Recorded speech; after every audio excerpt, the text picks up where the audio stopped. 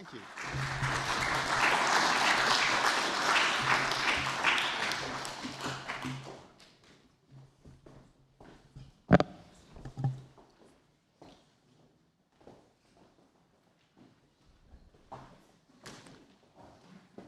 Just make sure everyone is in. Listen, evening everyone. Lovely to see you all. Welcome to the RSA.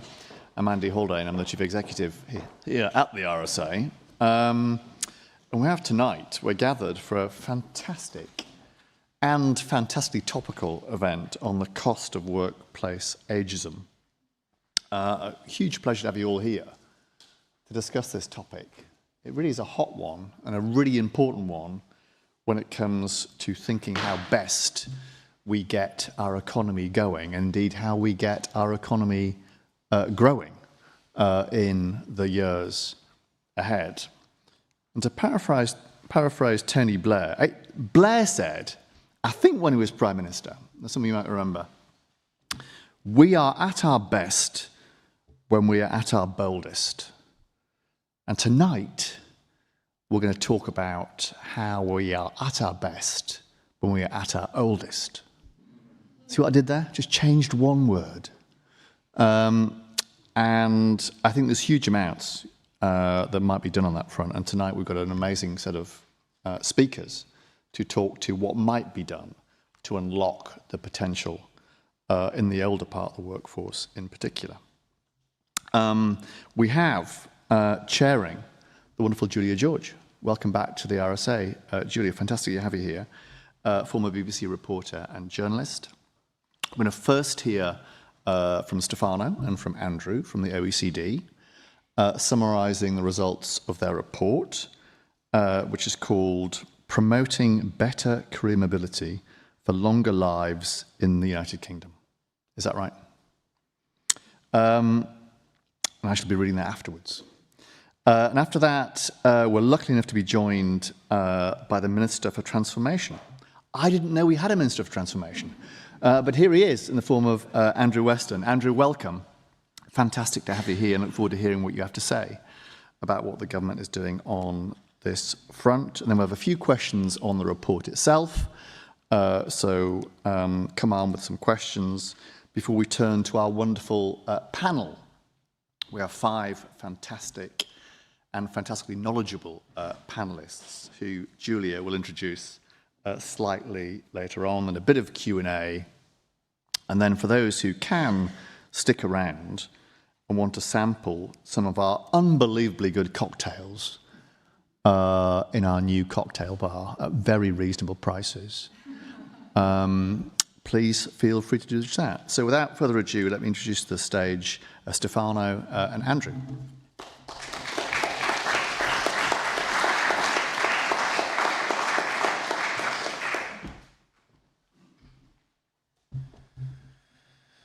Dear Minister, dear Andy, ladies and gentlemen, it's really a great pleasure for me to be here today with all of you in this prestigious, in this beautiful building to launch indeed our report on promoting better career mobility for longer working lives in the United Kingdom. Let me start with a positive note. As you all know, in the United Kingdom, like in most of the OECD countries and many other countries around the world, people actually do live longer, and actually live longer in good health. This is one of the major achievements of our societies, of our economies. In the United Kingdom, people are expected to live up to the age of 86 today, this up from 79 in 100 years ago. So a major achievement in our society, in our economies. This longer lifespan is also lived in better health. Many people reach older age in relative good health. And this, again, another important achievement. But as we know very well, in the United Kingdom, like in many of the OECD countries, we also see fertility rate declining. And this leads that many of our society are aging pretty rapidly. One of the first messages of this report is that the traditional, and this is not in the United Kingdom, of course, it's most of the countries, the traditional way in which first we study in our life, first we study, then we work, and then we enjoy life in retirement, well, this model might no longer be sustainable. We need to change that model and give a greater focus on promoting career mobility throughout the working life and also learning throughout the working life. Indeed, many mid to late career workers will need to work longer, and many of them actually want to work longer, provided they're given the tools, the way to actually do so.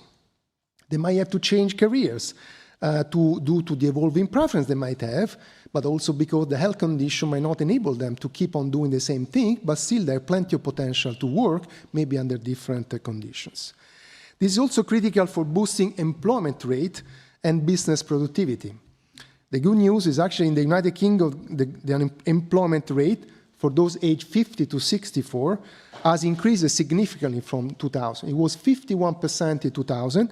It is 65% in 2023. So there's been a significant increase in the ability of the UK economy to actually allow older workers to stay longer into employment. Yet, if you compare the UK with a number of other OECD countries, we have still a significant journey to go.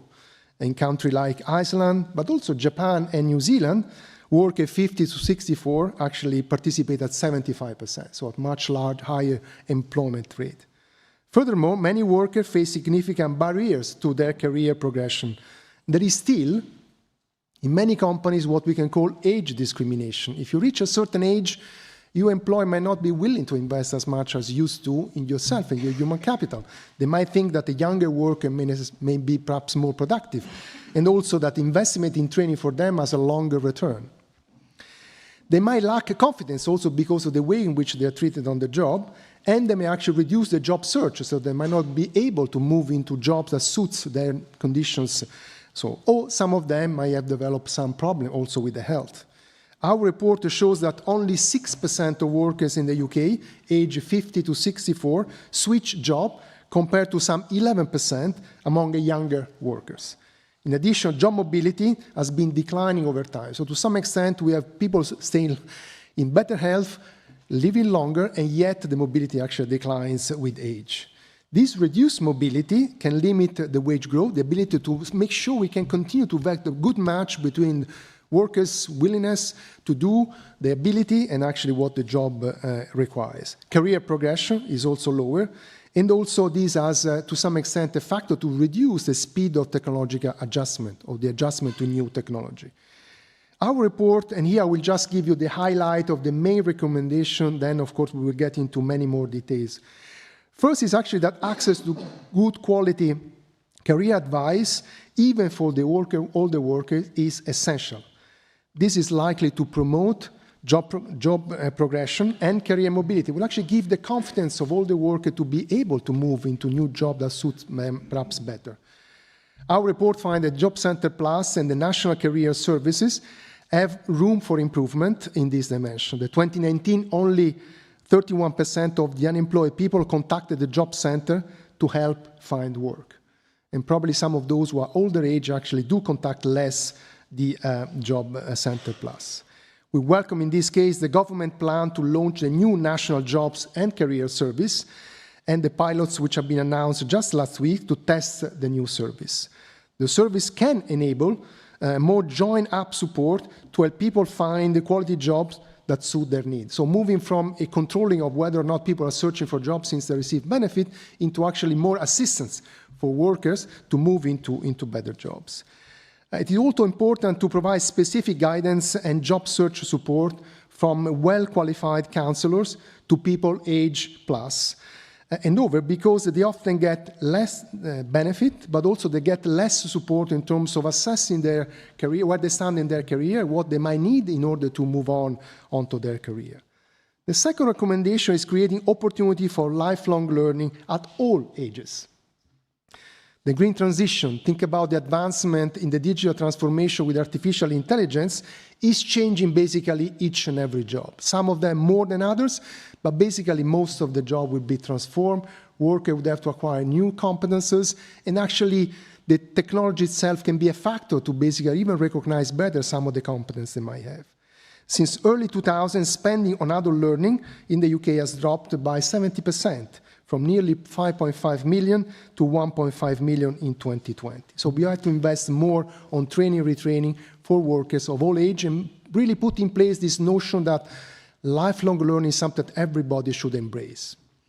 The proposed lifetime learning entitlement, which offers workers the opportunity to take out a loan up to the age of 60, is indeed a promising initiative to expand access to training opportunity later also in life. However, it is likely that some of those who are older might actually be hesitant to take a loan because, of course, the return to that investment might be somewhat lower. So further reform that could be considered in the United Kingdom, here actually drawing from the experience of a number of other countries. I can think about the country where I live, France, which has moved to what they call an individual learning account. This has been a game changer. France used to spend a lot of money on training and retraining, and now there is an entitlement that each worker has that can be used to train and retrain with the support of the employer and, of course, with the support also of the worker representative. The third recommendation is improving job quality to improve employee retention and also career advancement. A recent OECD survey showed that low pay was the top reason for people quitting the job. This is not surprising. In the UK, this is also a significant issue. Between 2010 and 2023, real average wages, as you know, grew only by 2.5%, well below the 15% in the United States, but also what we find in Germany and Norway, about 12%. So slow progression in wages. Of course, has to do with productivity growth and the ability to actually provide better matches between the competences of worker and what actually the company need. Beyond wages, I think what is important in terms of job quality is also to promote flexible working arrangement, especially for workers at an older age, because they might need to adjust the working time and also the way in which actually they work. And here again, the technology can be a major factor to enable us to make the workplace more adaptable, actually to create conditions that make these many jobs actually more suitable also for all the workers. And finally, early intervention and return to work strategy seems to be key also to prevent health issues. The prevalence of disability is rising. The employment rate for people 50 to 64 with disability is only 48%, which is 33% point lower than for those without disability. Improving worker health requires, in our view, a two-pronged strategies. First, the UK can take more action to improve the health of those in work. The recently announced reform to the statutory sick pay is indeed a positive step, but further action probably is needed because the replacement rate is only 10%, which discourages people from taking the leave when actually they need it. Second, systematic support is also needed for those out of work. Scaling up programs that have been proved effective, such as the talking therapies, is vital in ensuring rapid and sustained return to work. Taken together, this measure will help improve the career mobility and retention rates of mid-career workers, with benefit for the worker themselves, for the economy, and actually for the society. We have evidence that in companies where there is a better balance by age of the workforce, well, these companies actually tend to be even more productive. Not only they do good for the society and for the worker themselves, but actually they are more productive. Let me now hand the floor to Andrew. Andrew will actually drill down on our recommendation, presenting you more evidence that is contained in our report. Andrew, over to you. Thank you.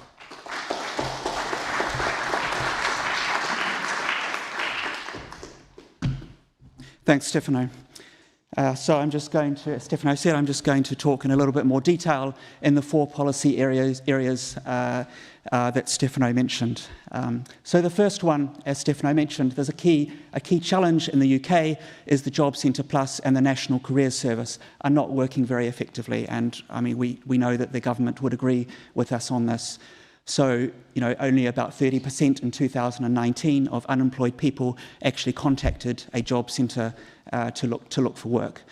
Likewise, the National Careers Service is not widely known about or widely used by adults who are looking for work. So 64% of people who use the National Careers Service are unemployed. So, we really support the government's effort to create a new National Jobs and Careers Service, bringing these two things together. I mean, there's a need for employment support as well as long-term career advice. And so it's going to be really interesting to see the government bringing these two services together. But there are some challenges. I mean, the important thing from an older workers perspective is that the government continues to invest in programs that really are targeted at older workers. So we know that many mainstream programs for people who are looking for work or inactive do not work very well for older workers. They tend to experience the worst outcomes. So improving that is really critical. But there are effective programs, for example, 50 Plus Champions, which is a network of 77 champions dedicated, spread across the Job Centre Plus network in the UK to really help target advice to older workers. So continuing to evaluate and improve these investments targeted at older workers is going to be crucial. There's also, and obviously there's providing good quality careers advice is really important. The other thing is that there's a role that employers can play in improving, in facilitating the career progression, the career development of their employees. So they can use tools, for example, mid-career conversations or midlife career reviews, commonly known as midlife MOTs in the UK. So there are a number of companies that are using these at the moment, apparently quite successfully. There's definitely a greater need for these to be more formally evaluated. And these also now exist in the Job Centre. So there already is some long-term advice coming into the Job Centre. But again, these need to be evaluated, and there's probably a lot that could be learned from the private sector in improving this. Another key challenge is training. So we know that investment in training by employers has been declining over time. There's been a 27% decline in employer investment in employee training since 2011. And of course, we know that older workers are much less likely to participate in training compared to younger workers, although the UK doesn't do too badly based on these slightly old data now. There is new data that's going to be released tomorrow, so it'll be interesting to see what that shows. So there's a real need to support firms to improve and invest in employee training. And I mean, there's a range of ways that could take place. So one possibility is to look at human tax credits. So this would parallel research and development tax credits that already exist in the UK, and it could balance the playing field a little bit between investment in physical capital and investment in human capital, which is obviously just as important. And there are some states in the United States, such as Virginia, that are using human capital tax credits. Stefano's already mentioned the LLE.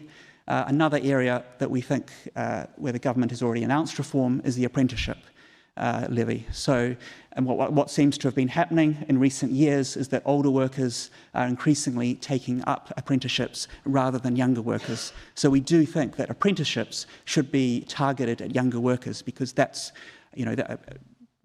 what they were designed for. And generally, older workers probably don't like the terminology apprenticeship. Most older workers probably don't want to be going and doing an apprenticeship. So, and from a life course perspective, this is also important for older workers, that they do have these opportunities while they're young, to actually take up these training opportunities. So, but again, there could be some amount of training that could be ring-fenced to ensure opportunities and other types of training, more flexible, modular training that would be more suitable, because an older worker doesn't necessarily need to embark in a whole apprenticeship. So T-levels, boot camps, other types of qualifications the money could be used on that. The new growth and skills levy could be used to support that. Sorry. Another key challenge is age discrimination. So from a recent survey, about 33% of employees over the age of 45 have experienced some level of workplace age discrimination. And of course, this affects not only hiring, but also opportunities for training, opportunities to participate in career progression, career development while in the workplace. So this remains a big issue in the UK. But of course, it's not just age discrimination that might prevent older workers from participating in the labour market. Too many workers are trapped in poor quality jobs with inflexible working conditions and low pay. And so there's a real need to improve working conditions across the board. Of course, Andy's the Taylor Review was launched here by Andy's successor, and there's still, in 2017, there's still a lot of work to be done to really improve working conditions in the UK. We welcome the government's announcements in their Make Work Pay agenda, including improving enforcement. So this is clearly a real issue in the UK, that there is not enough effort placed on enforcement of existing conditions. There are 32% of employees paid at or near the minimum wage are being underpaid. There are 1.8 million people who don't receive a pay slip, so they can't actually see whether they're being paid correctly. There are 600,000 people who report not being auto-enrolled in a pension scheme. There are 900,000 people who are not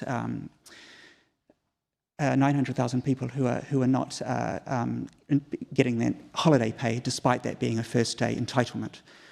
So improving these basic conditions and improving the basic conditions across the board can also help mobility. So many workers in at the lower end of the working distribution, they may over time develop a relationship with their employer and begin to see, what kind of flexible conditions, what kind of, that they can actually have. But then they may be scared to leave that job and go to another job because it means starting all over again. So actually improving the minimum conditions across the board can actually help facilitate better mobility. And finally, on this topic, another really important issue is just firm management. So firm management is crucial for improving pay, for improving productivity. It's going to be very difficult to see firms improving in the latest age management policies or implementing training policies or health policies if the basic management of the firm is not very good. And we know in the UK that there is a real problem with management, particularly among SMEs. Although the good news is that there has been some improvement in SME management. Finally, as people age, they're more likely to develop work-limiting health conditions, and so having basic sick pay in place is really important to allow people the time to be able to actually recover and return to work. So at about 10%, the statutory sick pay replacement rate is very low in the UK compared to an average of 66% in other countries, which is shown on the horizontal axis on this chart. And so we welcome the government's decision to remove the 3-day waiting period and also to remove the requirement of earning above the lower earnings limit. And we also recognise that they've announced a consultation on the rate of statutory sick pay. But beyond this, there's a real need to focus on efforts to actually prevent people leaving the labour market in the first place. So once people develop a poor health and are forced to leave the labour market, it's very difficult and very expensive to get those people back into the labour market. It's much more effective to actually focus on early intervention. And so there are a range of policies that could be really improved to help early intervention. So, for example, the fit note process really needs to be improved. So 90% of fit notes are issued with not fit to work, but despite that, they don't have anything about what the individual could actually do. So this is something that we think could be improved.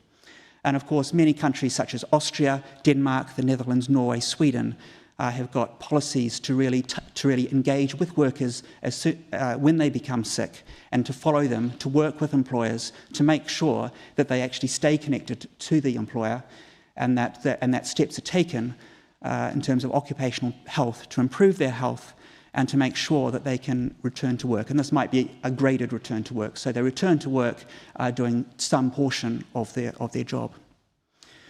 Another big issue in the UK is occupational health. Only 28% of employers offer any occupational health, although it's 89% among the large employers. So again, the real issue is with SMEs. And only 45% of employees have any access to occupational health. So there's been a lot of discussion about occupational health and improving it over the years.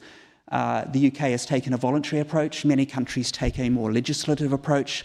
Perhaps it's time to maybe look at a bit of legislation. Again, obviously working with employers, because obviously it can create a burden. But there are examples in other countries, for example, the Netherlands, where employees and employers work together to ensure that there is good occupational health in place. Other areas that could be improved in the UK are the Disability Confidence Scheme, which doesn't really look as if it's working that well.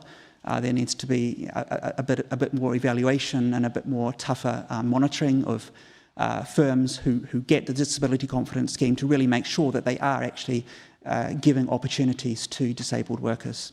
And also access to work. Access to work scheme gives additional help to people who need adjustments in the workplace. This scheme has been around for 30 years, and yet in one recent survey, only 25% of employers are actually aware of it.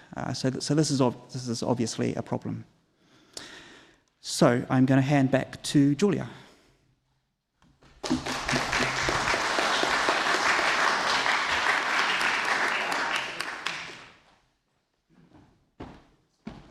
The sharp-eyed among you will have noticed that I am not Julia, but a poor substitute, I'm sure.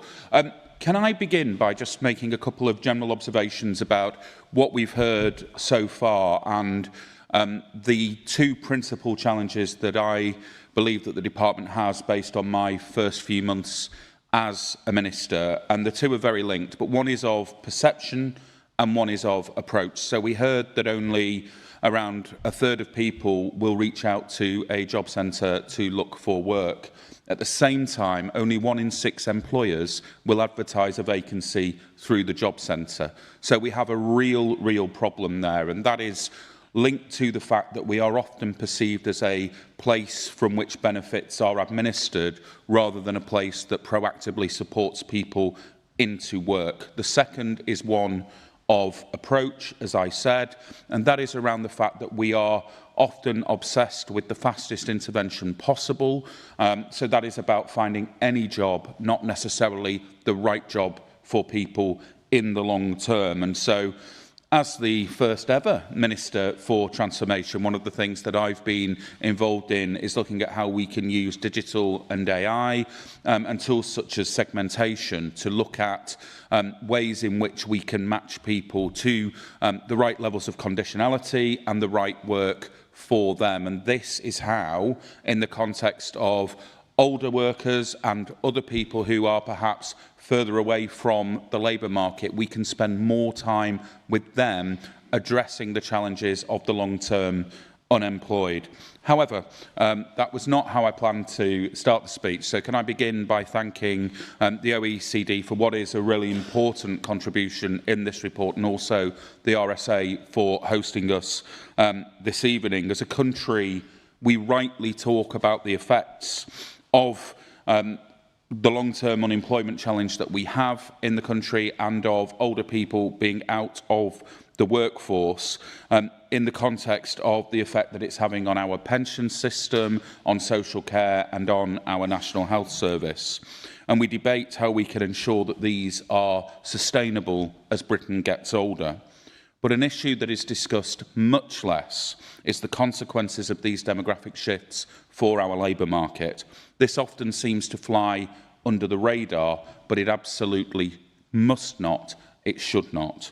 A strong workforce is essential to the economic growth we need to sustain our public services.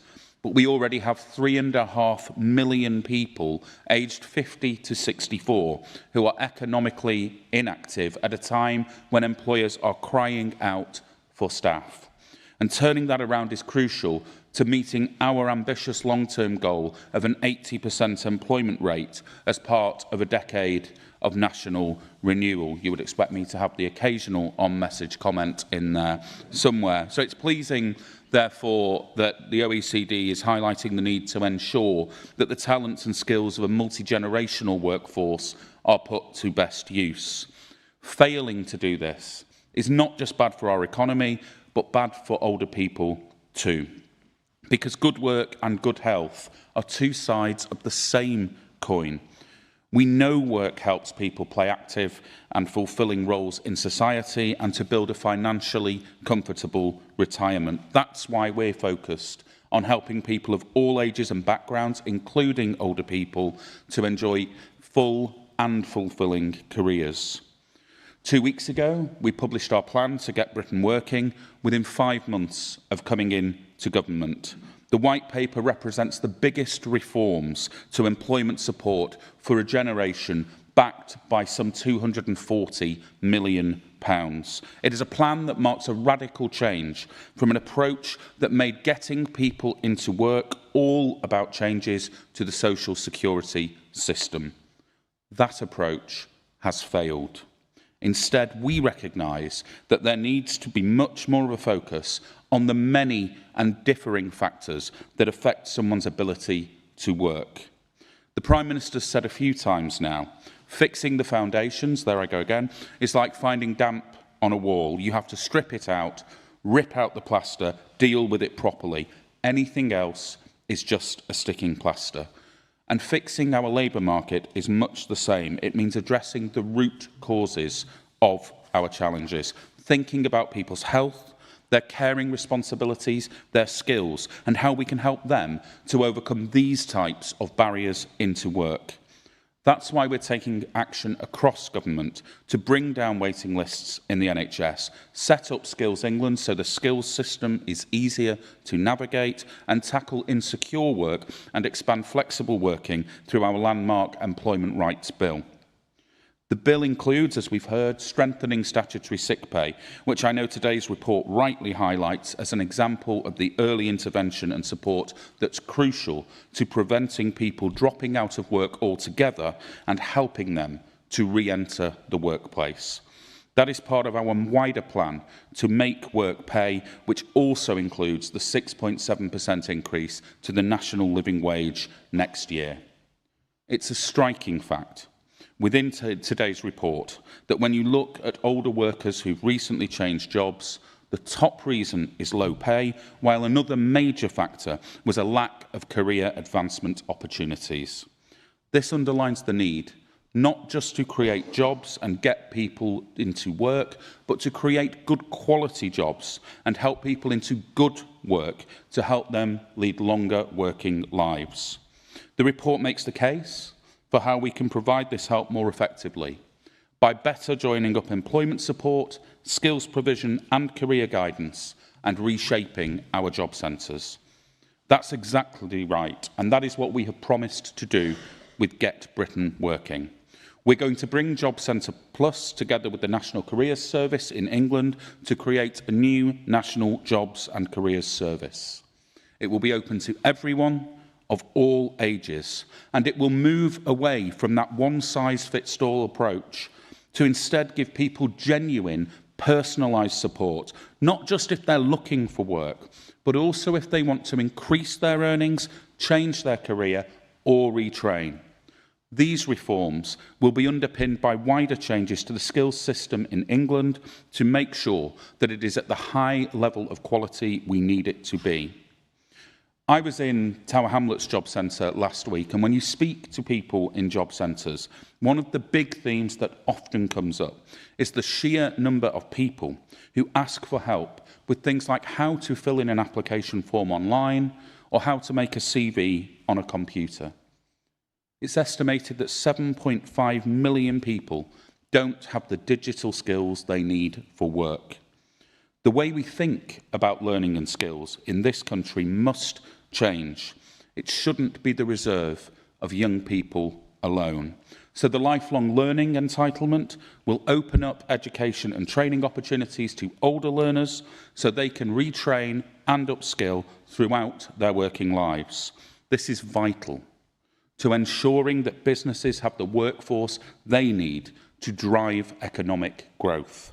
Employers have a huge role to play in making sure we make the most of the talents our older workforce can offer, which is why we will work closely with them in developing our new public employment service. While the independent Keep Britain Working review, announced by the Secretary of State and to be chaired by the former chair of John Lewis, Sir Charlie Mayfield, will look at the role of employers in promoting healthy, inclusive workplaces so fewer people fall out of work due to ill health.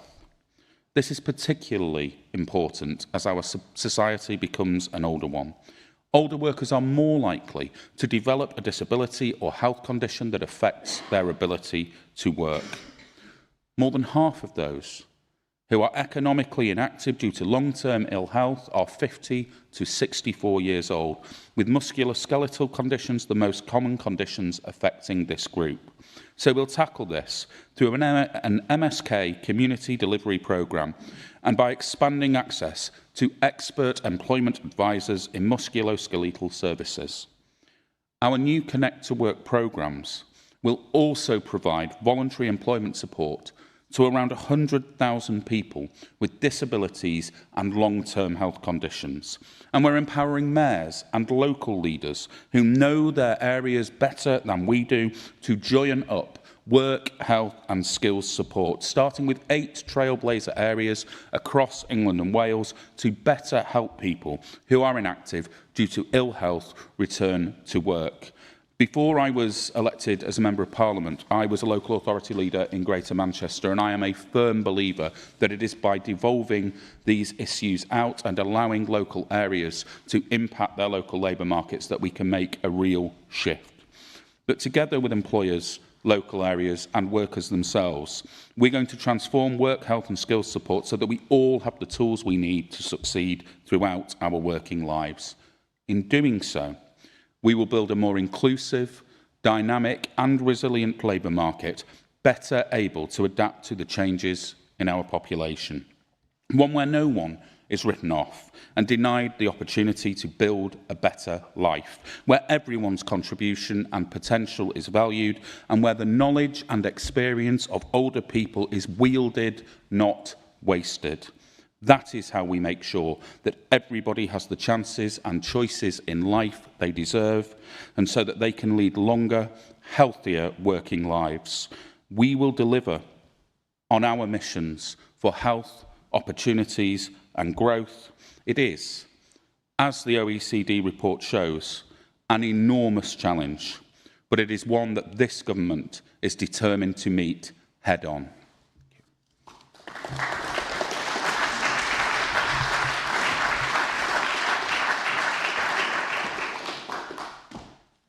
Thank you so much, Minister. I'm the real Julia George, and it's really nice to be back at the RSA to facilitate another extremely important conversation about our lives, our workplaces, our economy.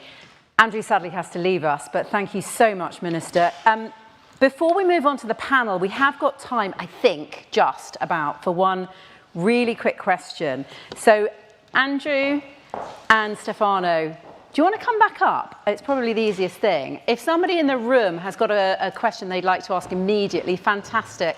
At the back with the glasses, great. Thank you very much. This is absolutely fascinating. The question I have is one about perception. As someone nearly 70, I've never had a problem finding a job. I coach a lot of people in their 50s who are convinced that ageism is real. They're discouraged. You're giving an amazing information about the opportunities for them. I'm going to use that myself for the people I try to help. But what about perception? What work has been done about what do people in their 50s and 60s think about this issue? Because I think perception is reality for many people. Well, thank you for this question. Let me start answering that, and then Andrew will also come in. I think perception is essential. Yeah, we need more people like you that realize all the potential for work at all ages to actually make a contribution in the labor market. I think we need to start with the worker themselves, because for too many years, many workers, older workers, feel that they are less useful. And to some extent, there is this ageism in many companies. So they also perceive themselves that it might not be worth investing their own human capital in training and retraining, because they are told that the return to that investment is going to be lower, because of course they will stay in the labor market for lower. So we need to start with the worker themselves, to empower them, to give them the perception, again, that they can continue to invest in their human capital. You see, when we look at why workers do not participate in training, some is because the employer does not offer them training opportunities, but actually many workers tell us they don't have the time to invest in training. And some of them actually have the feeling that going back to a classroom type of training is not really something they look for. Maybe the experience in education was not particularly good, and the idea after so many years in the workplace to have to go back to a classroom type of training, not something that really they like particularly. I think this is an important point. I think the technology, the minister mentioned that, the technology, digital technology, artificial intelligence can be really a tool in which we can actually design training courses which are designed to the need of the workers and the need of the employer, but actually make this training opportunity more something that people can really see the potential and they were willing to participate. The other is actually perception on the employer side. The ageism is because employers perceive that older workers can be replaced by younger workers who are less productive. They might be productive in different ways. They have a lot of experience, and I think that's important. But frankly speaking, tomorrow we will present the result on the competence of the adults, and there is also a survey on the employer. This is actually the competence of workers, but we actually survey for a few countries the employer. Let me just anticipate one of the results. A number of employers told that they don't really know what kind of human capital they have in their own company, because there are no way to assess the competence over and above the qualification of the workforce, and this is a very important tool for the employer to understand the potential they have in their own company before they start hiring other workers. But in order to actually be convinced that investing in training for their workforce is actually makes make a lot of sense. So we have to work on both sides, on the worker side, we have to work on the employer side. And I think, again, the evidence we have for a number of countries suggests that in those companies where there is a more sort of balanced age structure of the workforce, well, these companies are more productive. And it's not surprising, because many of the older workers can bring a lot of experience that actually extremely useful for the young who come into the company. And the other one, and I conclude with that, is actually we need to give the opportunity, especially for all workers, but in particular for the older workers, to have the competence they have acquired on the job to be recognized. They might have low level of qualification, low level of formal education, but they have maybe 20, 25, 30 years of work experience. Well, this experience is not always sort of certified. So one of the ways in which a number of countries are moving is through this micro-credential that basically recognize the competence the workers have acquired through training, but also they might acquire them also on the job during their experience. So I think these are ways in which you can address the perception that older workers are less productive, and for them there is somewhat a way out of the labor market, while actually they are in good health and they can certainly continue to contribute a lot. I mean, just very quickly, following on from that, I think, improving, there's a lot of evidence that there's self-discrimination, which I think maybe is what the question was getting at. I think there are experts in the room who, working with people who, who are older and they haven't changed jobs very often, and so there's a lot of good private sector experience, which we mentioned in the report, which could probably be taken up perhaps in the new National Jobs and Careers Service to really help boost the confidence of older workers, because they just don't necessarily have recent job search experience. So I think there's that angle, and the other thing is just improving demand, things on the demand side from employers. Again, basically what Stefano said. Yeah. Thank you both so much, Andrew, Stefano, thank you. And if you want to pick up that conversation over cocktails later, I'm sure they'll be very happy. I'd like to bring up the next panel. Thank you both so much.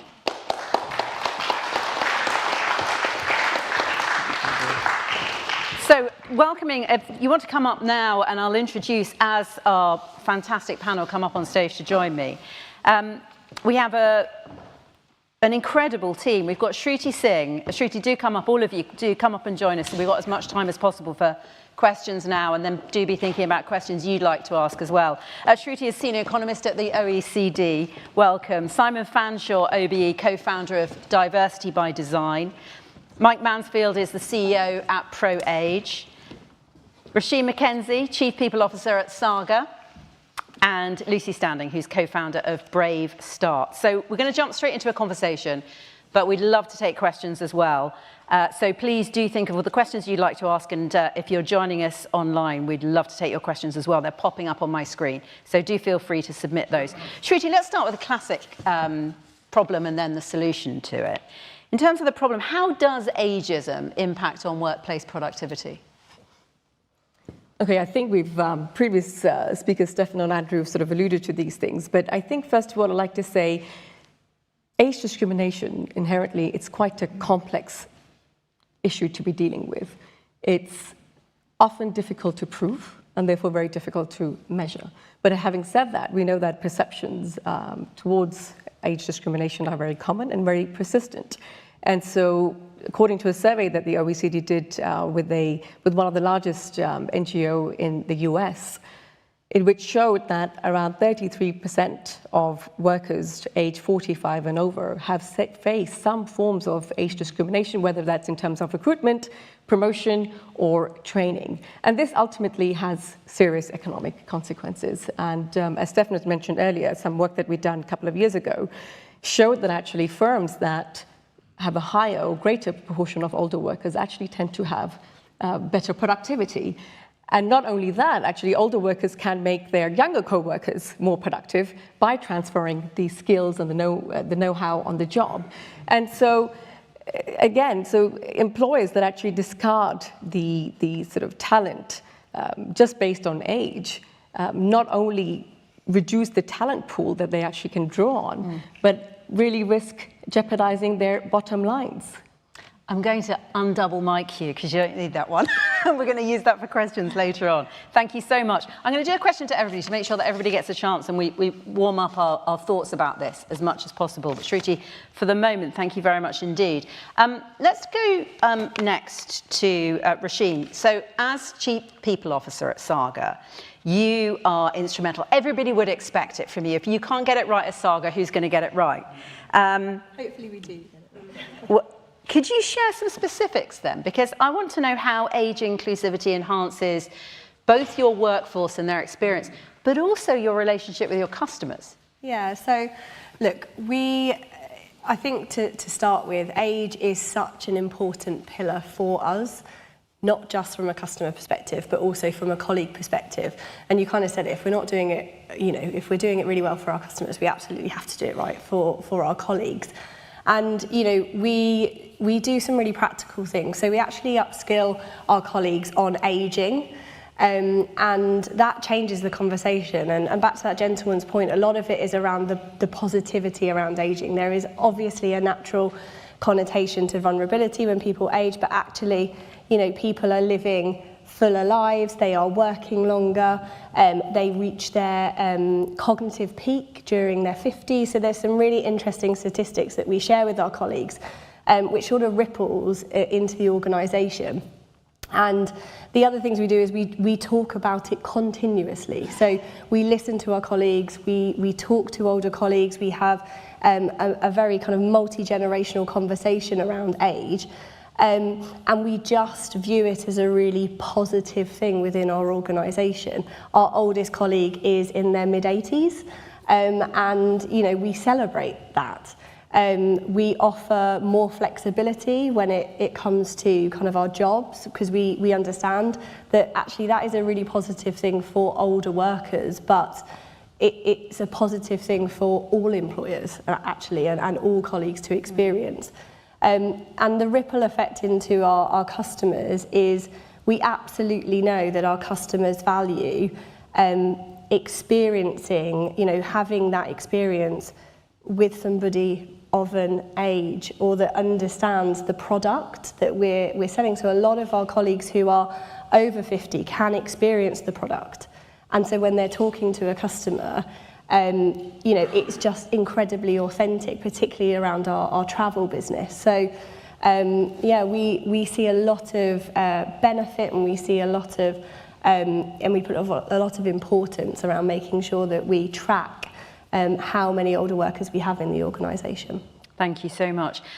Mike, at the age of 52, I recently embarked on an entirely new career after 30 years in one organisation. So I feel like this panel really speaks to a lot of our lived experiences. And when I started that new job at the age of 52, I had potentially 15 years at least in front of me. Do you think that employers realise that? Because, I'm not going to get my state pension until I'm 67. I mean, the minister's gone, but let's hope they don't put it back any further. But is this something that employers need to grasp? That's quite a good chunk of working time still, isn't it? It is, and I think that's a very real issue. It's something when we started off at the charity ProAge looking to help employers embrace age inclusion, we were scratching our heads trying to, why is this topic not landing with people? When you see the numbers and how they add up, you see a third of the workforce is over the age of 50, and that number is growing. because of falling birth rates, the workforce is getting older. As the minister said, 3.5 million people are economically inactive, and we need to find ways to get those people back into work. When you see that workers who are older have longer tenure with organizations, they're more productive. Shruti's point about that increased uplift in productivity by having that multi-generational working is good for business, good for the economy. It's something we really need to raise awareness about. And Lucy and I did some work last year where we asked employers how important is it to them to prepare for an aging workforce. And the interesting thing was they said it was very important. They gave it a 7 out of 10. But they were strategically unprepared. They told us they were only 4 out of 10 on that journey. And that disconnect in terms of understanding that it's an issue they need to tackle, but not feeling that they have the means and opportunity to do it, shows that we need to do some work in terms of building the business case. And that's why I think today we really need to think, how can we engage organizations to help them understand the benefits of multi-generational working, but really spend some time looking at the elephant in the room, which is ageism. And the stereotypical views we have of people, not just of older workers, but of the contribution of younger workers as well, in terms of their value and contribution. I think that's very important as well. But it's self-fulfilling, self-imposed, but something that is out there and causing a big barrier to full inclusion. You made me think about this before we came on stage. We all do it, don't we? I mean, We do. When I met you backstage, we were talking about how cold it was, and I said I sat at home under a heated blanket this afternoon because there's no heating in our house, and I felt like an old dear. Why did I say that? Because it's drilled into me. We all have these responses. On this issue, I was about to come back to you, saying when I sit at home working, I put, okay, now I'm aging myself again and I shouldn't do it, a hot water bottle behind me, but it's that ageist thing. I stopped myself because I figured I was contributing to the same perception of what it is to be somebody who's turned 60. everyone feels cold. It's not just Exactly, an that's a old-age good thing. way of looking. This is so. Let's come on to Simon. You talk and you work a lot in this area of thought diversity. So how does this idea of age diversity contribute to helping an organisation bring in the most diverse thought processes that can be productive for them and great for their workforce? Well, I think there are two sets of problems here. One is about the opportunities that you might or might not offer to older people and why there might be barriers. So you've got, I mean, I talk about deficits and dividends in relation to diversity. So you've got a set of deficits and, you know, ageism plays a part, all sorts of things play a part in that, and that happens to young people as well.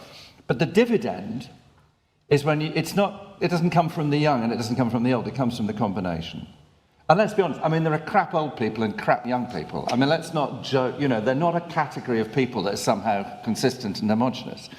But what you need to do, it seems to me, is number one is it's not that they bring particular things. They're individuals. They bring personalities and skills and backgrounds that's them personally. But where you do get a dividend, and you get it in all sorts of different ways, it's not just old and young, is when you purposefully combine those groups of people. So I wrote a book, which I only mentioned because it'll solve all your Christmas giving challenges. Very reasonably priced, do get out your phones. But in it, there was a piece of research which I picked up from somebody called Martin Davidson, and there was a wealth creation firm. I mean, they're basically selling financial services. And what they realized was that the younger generation were building wealth in a different way from their parents. So the first thing this woman did who ran the company was she thought, right, she looked at their workforce, they were all over 50. So she thought, well, what I need to do is I need to recruit people, not just young people. I mean, I get rung up the whole time by CEOs who say, oh, you know, we must get more women. And I always say the same thing. I say, let's pop out in the high street and get 6 assorted, shall we? Because, you know, they don't come as a job lot. But she recruited a bunch of older people, younger people, to complement the older people. So what they then had to do was go through a very purposeful set of dialogues between them, because the old people thought the young people should be up a tree and the young people thought the old people should be in a home. So they actually had to start finding constructive, practical, focused ways of understanding what they both could bring. Once they'd done that, then what they started to discover was that actually they could sell cross-generationally in families. So that's a classic example, I think, where you're recruiting appropriate people to bring an appropriate combination to achieve a goal. So it doesn't sit as a kind of diversity thing over here. It's actually another element of a really good talent strategy. And quite clearly, with an ageing population, you'd be an idiot not to draw on the range of that population. And yet lots of people aren't. So let's go to Lucy on that precise point. What advice would you give to employers who actually do want to attract and retain professionals who are maybe in their second or third career? What's going right and wrong in recruitment? Well, it's a big topic. But firstly, you'd have to start with the premise that recruitment, particularly for this demographic, is broken. All of our stats research data will back that up. We can see the ageism cited in your report last year, Shruti. So recruitment is broken. And if you look at the way in which most companies tend to recruit, we talk about DWP, getting people to look at their CV, spending a day, updating, worrying about digital skills. Well, none of that matters, because actually at the end of the day, the correlation between your CV predicting future job performance is about 0.06. And that's not one study, that's 80. So, and we also talked about the fact that actually, Stefano, you were saying in an organization, people don't even know what their skills and talents are. We do. People know what they want. I don't know anyone over the age of 50 who says, I want to do a job I'm bad at. But if you give them a chance, what they need is the psychological safety to actually experiment slightly. And I don't know this, I don't think it, I know it. You know, we've done our own research. More than 6,500 people employed across a range of organisations tell us they don't want training budget, they don't want a midlife MOT. What they want is time and the permission to spend exploring other parts of an organisation. So when people come to us, I am at the receiving end of people who've been spoon-fed training for a large period of time. So they look at me and go, I've got no idea what it is I want to do next. And that's not just the privilege of the 18-year-olds or the 21-year-olds. This is the presence of people in their 50s who think, I've done that for 25 years. What I absolutely know is I don't want to do that anymore. Now, the organisation that's going to turn around to me and say, do you know what, we know you don't know what to do. So starting off with a job description is probably the worst and most unhelpful thing we can do. What we should be doing is conversations. So when companies come to me and say, we'd quite like to recruit some people, we don't know the best way of going about doing it, I say, neither do I. But you know what, nobody knows the blueprint on this. Somebody's got to take some leadership steps here. So let's experiment. Come here, no job description, but tell me about your company, tell me about the problems you want solving. And I guarantee I've got some people who probably know how to solve them. Have a conversation. Let's just start there. Why are we persisting with recruitment then in this model if there is a 0.06% correlation? There is no correlation. We should be starting with things like job shadowing. If you take a group of nurses and see if they actually will complete their training to become a nurse, it is improved by 68% if they've had a chance to shadow it first. You know, we process and we are actually driving this model of go and shadow a job before you do it. And the amount of people that go and shadow a job and say, thank God I didn't do that, is huge. And when you're over the age of 50, all you need is a day, because you think, you know what, cold calling all day? No way, I don't want to do that. Simon, can organisations that you're working with do that? I mean, is that only possible on a huge scale if you've got hundreds, if not thousands of employees? Can all organisations You mean in terms of recruitment or because I mean, your point about CVs is absolutely, yeah, I mean, it's very, very poor. I know you know, but I'm just adding to it is that what you do need to do, I think, is do two things. Number one is you need to understand what you want people to bring to a job. So don't start with a job description, start with actually what you want that job to carry out, what you want it to do. And once you've started defining that, what you then do is develop a set of scenarios that will test whether people can do that. So you put them in the position and then you ask them that when they develop, because they will show you their responses to what it is you require. Yeah. So when you start doing that, A, it legitimizes them. So, I mean, the problem of ageism is partly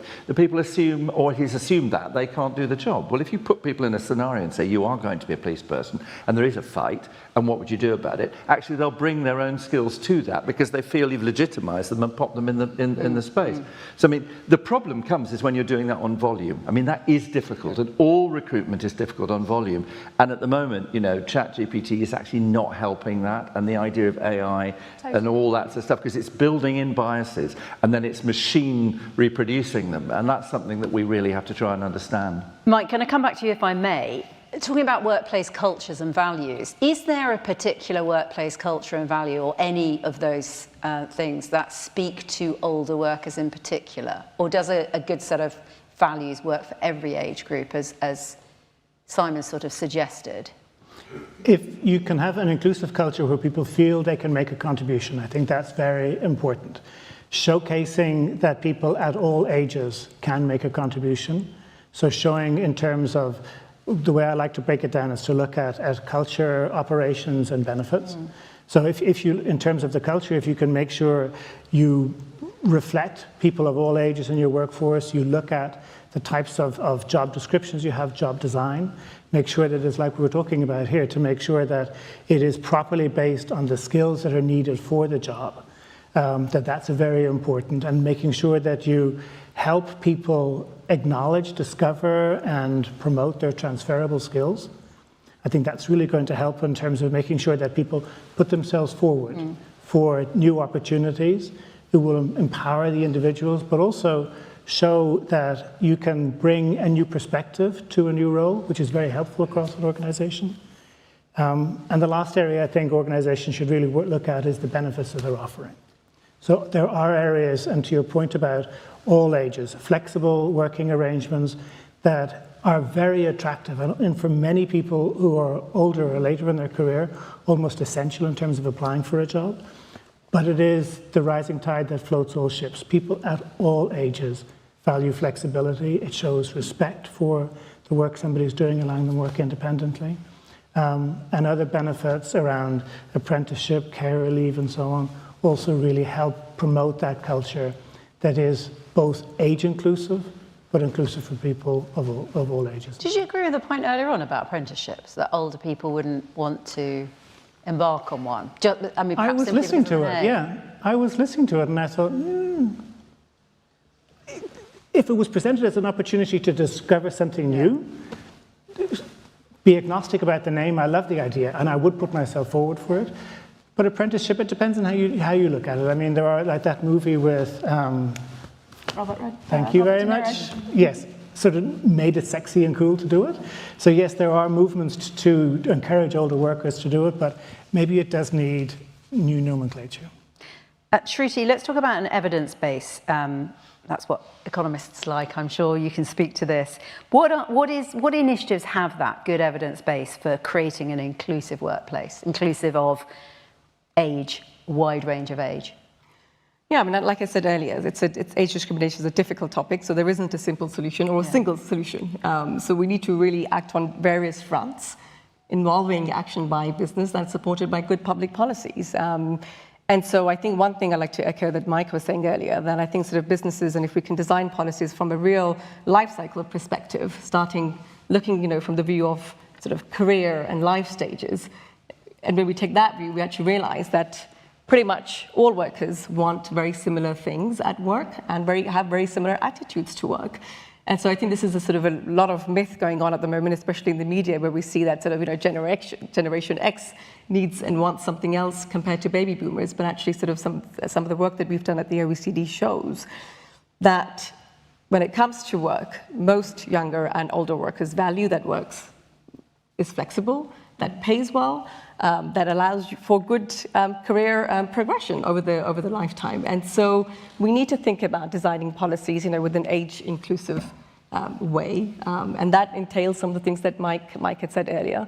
But also, I think the second point I'd like to make here is that we need different actions. There isn't really a single solution. So that includes having good, sort of strong anti-discriminatory frameworks that are actually well enforced, which isn't always the case. Do we need to be more litigious as individuals? Is that what you're saying? If it is hard to prove ageism, do people need to fight it harder rather than rolling over? Or do you think that that's too brutal to expect the individual to challenge it? Well, I think it's about empowerment. So it's about empowering businesses and empowering individuals. And so if we actually have a simple, straightforward legislation that is not so costly and actually it makes it easier for the individual to actually, if there's form of overt discrimination, that it's easy to actually really talk about it and sort of bring it to legally if that might be. But also, just a couple of points I just wanted to make on that. So it's anti-discrimination, well enforced, but also we were talking about skills in recruitment earlier, and I think sort of what we're seeing in countries across the OECD is being more innovation around skills-based hiring, which is really about looking at workers' abilities rather than their CVs or your age or your job title. But again, I mean, it's a nice thing to be doing, but we know it's quite early days. Workers actually need to be taught how to actually write a CV. That's skills-based, and employers need to know, or HR managers need to know, how to actually recruit on a skills-based way. So there's quite a lot of work to be done on that front. Are any other countries much further ahead on that precise issue than we are? Well, I was in the US just a few months ago on the very topic, and we were in sort of around Michigan, and there, sort of the public employment services, they have a lot of initiatives where they're actually talking to employers about educating them how we can actually sort of hire on skills-based training and what that actually really looks like. And again, if you have a job seeker coming in, it's really much about sort of basic skills, job sort of CV writing, but that's actually talking about your competencies and your abilities rather than sort of, your qualifications, for instance. So there's interesting, it's relatively new, but quite interesting innovations going on. Moving beyond recruitment, once you've got your workforce in place, look, Roisin, coming back to you as somebody who looks after a whole team of people, what do you do to ensure that multi-generational working is effective? And we talked about the value of it. Does it ever go wrong? Does it ever go wrong? All workforces go wrong. I think, look, it's difficult. It's difficult to measure, I'd say. I think, I'll come back to some of the stuff we've done. I think it's having the conversation. It's ensuring that you've got actually, this is a very large organisation, so, data is really important. So looking at the balance of, your older workers and your younger workers and how a team's made up. And of course, we've got the benefit of being able to look at some of our highest performing teams are absolutely the teams that are best blended from a multi-generational perspective, certainly within our contact centre. And so, look, we're able to measure that. That's easier for us. It's much harder within smaller organisations. And I think the core of it for me is just starting with the conversation around age and having that in your wheelhouse. If you're in a HR function or a leadership position, is making sure that when we're thinking about diversity and all of the facets of diversity, that age is one of them. So for me, it's just having the conversation in your organisation and having that space to speak up more broadly is such an important such an important value within sort of the culture space. Going to come to our audience after one more question, and please, if you want to direct your question to a particular member of the panel, otherwise we'll see who feels most confident answering them. But Lucy, if I could just ask you one more question before we go to the audience. When people are hiring people in their midlife and they are changing either their whole career or some aspect of it, what are the misconceptions employers have about hiring those people? Well, I'd love to be able to tell you, but I don't know many employers that do it, in all honesty. I think probably the biggest misconception is thinking that people are actually going to end up changing in the first place. In my experience, people will come to me and say, I'm really interested in changing jobs. But very often, they do have to go through a bit of a psychological, I hate the word, sorry, but it is a bit of a journey. I always liken it to things like location, location, location. If you're going to buy a house and you've got a certain budget, at some point you have to compromise. And in order to get someone to realise that they actually need to compromise around the job they're going to do, they actually have to see and understand what the options are. I know this isn't quite answering your question, but I guess the point I want to make is that organisations that are brave enough to say, we understand that people probably do want to change jobs, let's at least let them explore what the outside world looks like, will probably be very pleasantly surprised, because actually about 49% of the time they don't make a change at all. But they come back far more re-engaged because now they know the grass isn't necessarily greener. And it's the best thing to do. I think so many organisations spend so much time going, right, let's clamp on the handcuffs, let's make it financially difficult, punitive to leave. You're far better off actually acknowledging and thinking about the fact that they're much more likely to want to move at some point and just have trust in the fact that you've probably got a good thing going on. As long as you're providing flexibility and all the other things, but we could go down that path at another point. But yeah, people want to change and you probably can't stop them from thinking about it. Those are my questions to the panel. I'd love to take yours, including some questions that are coming in rapidly. We're not going to get through all of these. While we take the mic to the first person, really quickly, this is a pre-submitted from somebody who knew the panel was coming up and had engaged already. And I think this is an interesting one. I work in a gender equality charity, and this question speaks to me. Is there evidence of a bias of ageism of men over women?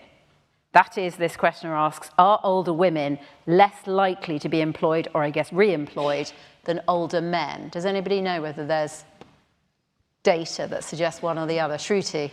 Yeah, I mean, this is you take any OECD publication, look at the employment rates for many OECD countries, and you'll see that women tend to have far fewer labour market opportunities than men. At any age?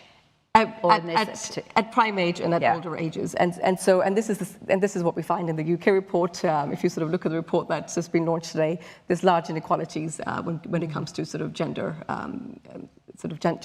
participation in the labour market, and then partly, I mean, a lot of that's to do with the fact that a lot of women would go on caregiving breaks, whether that's taking care of your younger children or you're taking care of your elderly parents. Or both at the same time, as I've discovered. You have a daughter penalty and you have a a mother penalty. So there's a double penalty, really, that women tend to be facing. And that actually is very visible in the career progression that they see over the life cycle. And in terms of whether that's your pay or your career progression, and that's very, very apparent. Simon, you want to come in on this? It's particularly true, I think, at the senior level, too. I mean, I do it every year. I just look at the pictures of the top 300 people in the FTSE 100. So I look at chair, chief exec, and chief finance officer, and I literally count them. And I might get it wrong on ethnicity, because you can't always tell from a photograph, but I have to tell you the margin is so enormous. There are more white men called John, David, and Andrew in those three jobs than there are women or people who are not white. And I do it every year, and in fact, you'd be very happy to know there's a bit of progress last year, because you have to add the Michaels now to make that work. But it clearly says something about the perception, because what it is, if you look at the mechanism that's at work there, it's about what those people hiring to those jobs think they value. Yeah. And so what they value is more of them. And actually, bless them, they're fine. That's not my point. My point is you don't want more of them, you want different. And that will partly come from a different balance of men and women, and that will give you a whole set of different potential conversations around board tables, for instance. So I think there's clearly, I don't know about the rest, I mean, people better data equipped than me, but at the senior level, that is absolutely true. Tiny little point, we helped recruit a general counsel the other day, and in the process, they kept on talking about somebody who had gravitas. And eventually I said to them, if you look gravitas up in the dictionary, it says middle-aged man. What do you actually mean? And what they actually meant was they want somebody who could cope with the melding of the cultures and the boards after a merger. That's actually what they want. In fact, they appointed a woman because she brought precisely those skills as it happened. Not necessarily because she was a woman, but she just happened to. In the industry I worked in for 30 years, we called it bottom. Bottom, yeah, yes. Yeah, I think it means the same thing as gravitas, but it's less gender. I think it means two things, actually, but one of them is that. Very quick, we must go to the audience, but Mike, you just want to come in really quick. Yeah. Because age is the one topic, one characteristic we all share, so it is intersectional and builds on other areas. And there was a lady I work with who works for Henley Business School, and she's really described the topic of the intersection beautifully in my mind. In the work she's done, she's shown that women are perceived younger later in life and older earlier in life than men, if that makes sense. So the term she gives to it is girlification, that it takes longer for a woman to be taken seriously in the workplace. So we've got a narrow window where we're taken seriously. And that happens to be when men and women are having families and also in that sandwich generation. So the pressure we're putting on people, women in particular, who want to make a career is ridiculous. And the intersection of age, gender, age, and other characteristics is something we really need to work on. Thank you. I will promise I'll come to you in the back row over there next. But hi, I want to pick up on a word that Lucy used a couple of times, and the other lady, sorry, from Saga. You both used the word conversation, and I just want to talk a little bit to that as a recovering recruiter, because I recruited for more than 20 years and I quit in 2016 because I couldn't bear how transactionalised the recruitment industry had become. And I just want to pull up a couple of points. So obviously the labour market is always influenced by economic cycles, and the recruitment industry was, I'm sorry, if anyone else is in the room from the recruitment sector, please chime in as well. But the recruitment industry was massively changed after 2008 and the financial crash, and all focus turned to cost per hire and time per hire. I agree. So fundamentally what that means is that most big organisations who have their own in-house hiring functions focus on efficiency, and they've stripped out all conversation. And if you speak to people who are looking for work, whatever age they are, one of their bugbears will be that they'll submit a CV or make a job application, and then if they get a note back, it will say something along the lines of, we'll come back to you if your application has been successful. There's no opportunity for any job seeker to actually have a conversation with an employer. That's one thing. And the other thing I would say to this point about ageism, and I think, Lucy, we'll be on the same page, is how hard is it to quantify in 2 or 3 pages 30 years worth of experience when you don't have the opportunity to talk to an employer about what it is that they're actually looking for? Can I just check, is that a rhetorical question, or shall we get her to actually answer it? Well, it's probably a bit of both, but Go I on, know I've Lucy. been following Lucy's work on LinkedIn, so I think we're probably aligned in certain areas. What's your response, Lucy? Well, I entirely agree with you. The metrics are completely wrong. I would love to see a metric that is actually looking at predictive validity. Let's actually try and assess something that predicts how well this person is going to perform 5-6 months later. And I think the biggest solution to this is to introduce self-selection. Because like I say before, nobody wants to do a job they're terrible at. You know, if you've got an organisation of 10,000 employees, and if every single one of them was empowered to have a 45-minute conversation once a week, imagine how many people they'd educate about their job. You know, and that would cost absolutely nothing, a little bit of time. And do you know what would make it really fun? Is the person in that company, they love talking about their job. They love talking about what they enjoy. Open the eyes. Here's the reality. This is how I break down my week. That would be gold dust. Interesting question on the point of recruitment from Diana, who submitted 3, and I'm only going to give you 1, Diana, if you're listening, because we want to cross to the question in the back row on this side in a moment. Diana says, disabled applicants are currently guaranteed an interview. I don't know how true you feel that is. Could we do the same with 50-plus applicants? Ooh, so that's disability confident. Yeah, so if you're a certain kind of stage in your disability confident employer, you would do that. I think it's a very interesting, it's sort of back to the legislative type approach. I think, look, there is merit in linking that to actually a conversation, which is part of the issue. So I think it's a brilliant point. Obviously, none of us could enact that on this stage, but I think it's definitely something that, you know, we could think about. The challenge there would be all of the other diversity facets that we have. So this is the constant battle that you have as an employer.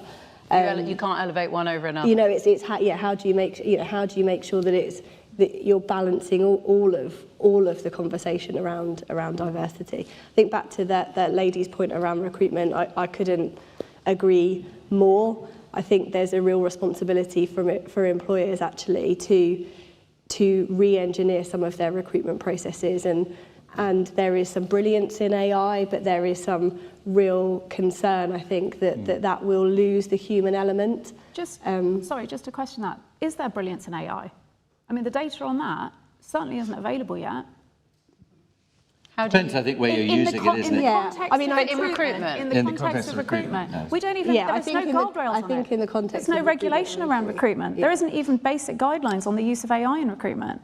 I think it's outrageous that we're just ploughing ahead in something with absolutely zero data. And these are people's lives. We were involved in one the other day, and it was quite clear that about all the people who applied, the people who got through some sort of selection, they were ChatGPT generated answers. Which is terrifying. And this is quite a senior role. And you thought, really?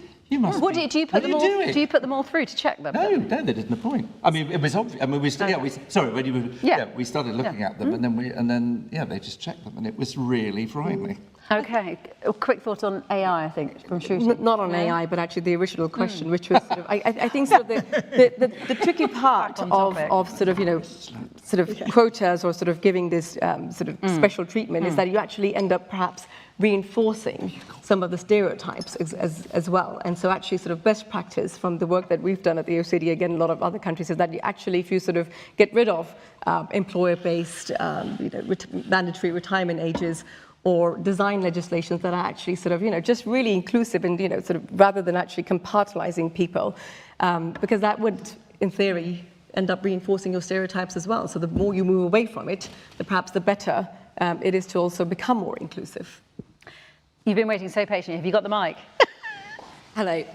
I do have a question. I'm going to ask the panel for some advice. And thank you very much for this really stimulating event. I have many thoughts. But my question is, so I work at an organisation called the Centre for Ageing Better, and like Mike, we work with employers to try and make them more age inclusive, get them in, get them more skilled in how to do that, more motivated and enthusiastic about how to do that. And we talk to the ones who care, don't we? We mostly preach to the converted, right?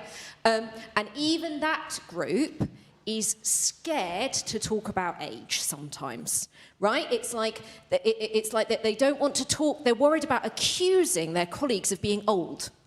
So my question for the panel is: how do we help employers talk to their staff about age and age inclusion? Who wants to take that first, Lucy? Yeah, I'm really can't. I would say the onus of having that conversation has to be on the employee, because only the employee knows what's going on in their lives, their flexibility needs, whether or not they want to do more exercise, what they want to.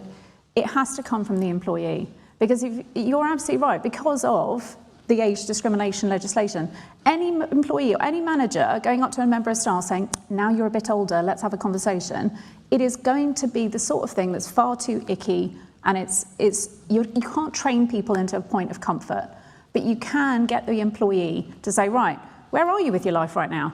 You actually need to take some proactive responsibility here. Start going and having a conversation about where you are, how you feel, what you want. And the door is open to do it, but it does start with you. There are two things though, aren't there? One is about the discrimination.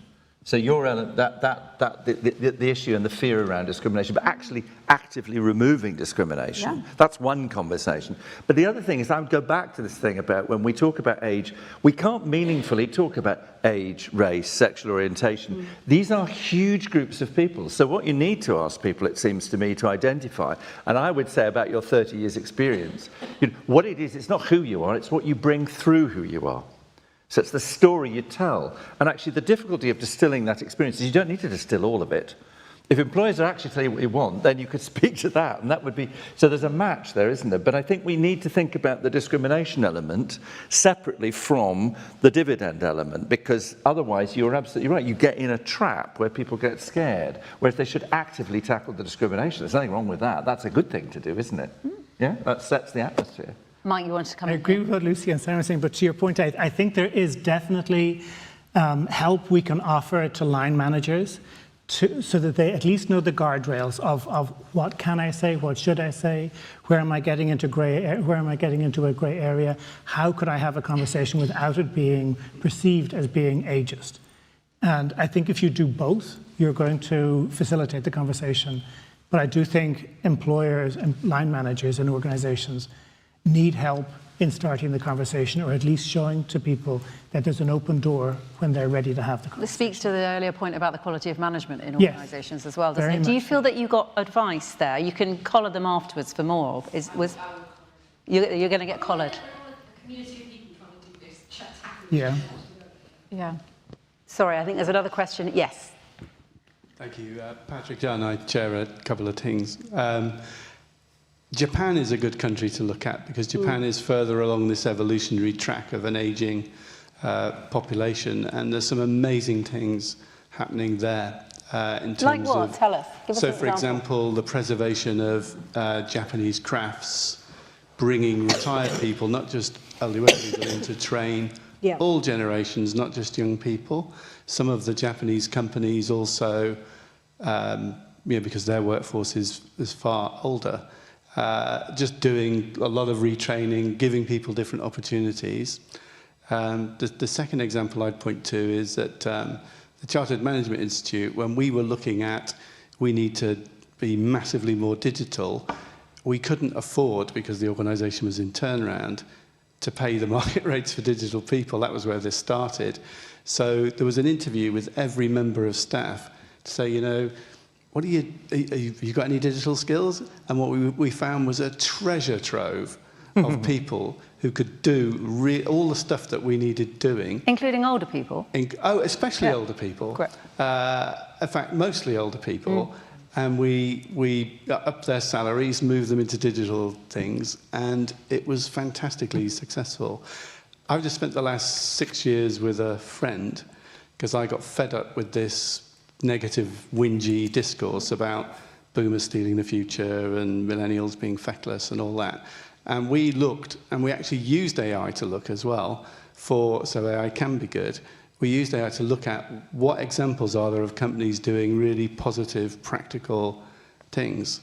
And we've published that.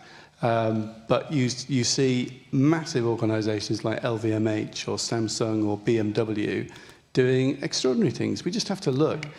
I think Simon's right about this dividends point, because I think if we point business leaders to the dividends where value can be created, we'll have much more productive conversations. And I think more of the conversations, and maybe, Andy, it's a role for you to convene, more of the conversations need to be with business leaders and just giving them examples, showing them the value that can be created, because people of whatever age they are in the chain, if we just spend time talking to ourselves, we're not going to get anywhere. We need to persuade the leaders who've got the resource allocation capabilities to actually make the changes. I'm going to take one more tiny question. It has to be a question that's... Just a question. Wait for the mic. We want to hear you properly, sir.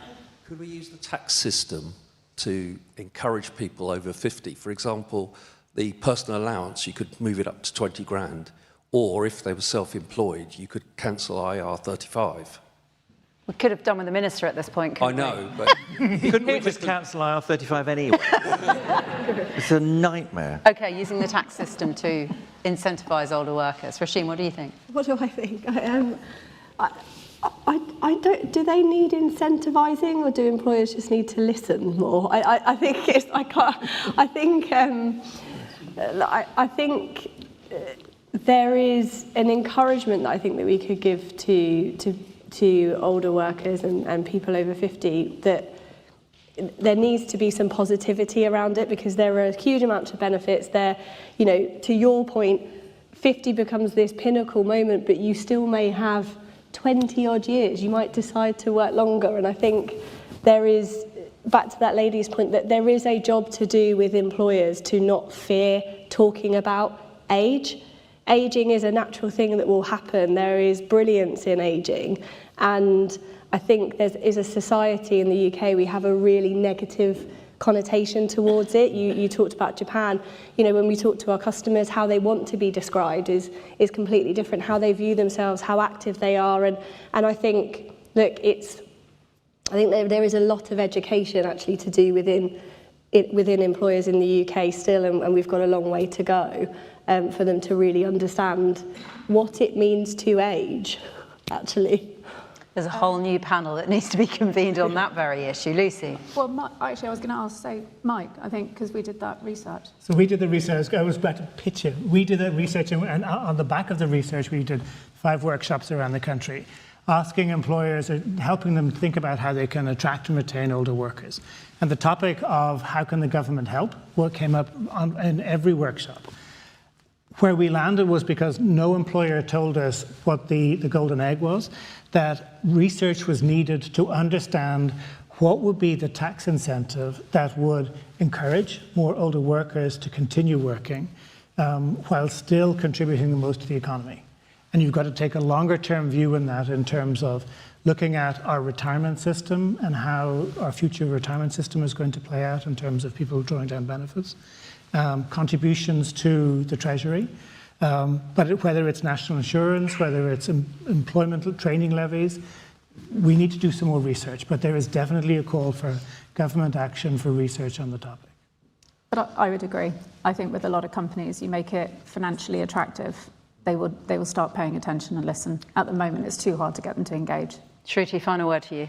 Just a very quick word. I mean, we know sort of the work incentives actually has been pretty much dealt with, you know, in many of the advanced countries. The pension system inherently sort of already actually sets quite a strong incentive for people to stay longer in the workforce. I think it's much more about actually, do we have employers that want to hire these individuals? So pension ages are going up everywhere, as we know, but what's not happening is the employability part.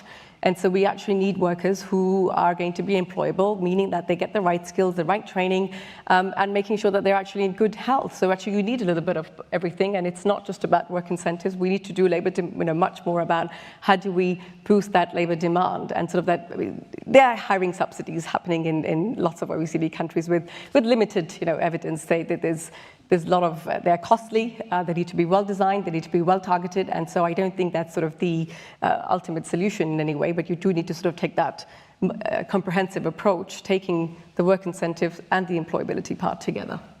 What a brilliantly cast panel. Thank you. That's all we've got time for here. As I said, conversations can continue, I hear, over cocktails, which is never a bad thing. Thank you very much indeed to everybody who's been in the room to listen to all of this, but also to those of you who've been watching at home or at work online. Thank you for the comments and questions. I'm sorry we didn't get through more of them. If you are an RSA fellow, you can keep the conversation going on our digital platform, Circle. All you need to do is click on the link, you'll see it posted online now, and you'll be taken through, there's a dedicated chat space, no cocktails there sadly, to share your thoughts on everything that we've been discussing today with fellow members of the RSA's global community. A massive thank you, because such a brilliant selection of speakers today, to Stefano Scarpetta, to Andrew Aiken, who started us this evening, Andrew Weston, who sadly had to leave, to the panellists here, Shruti Singh, to Simon Fanshawe, Roisin Mackenzie, Mike Mansfield, and Lucy Standing. Thank you all very much.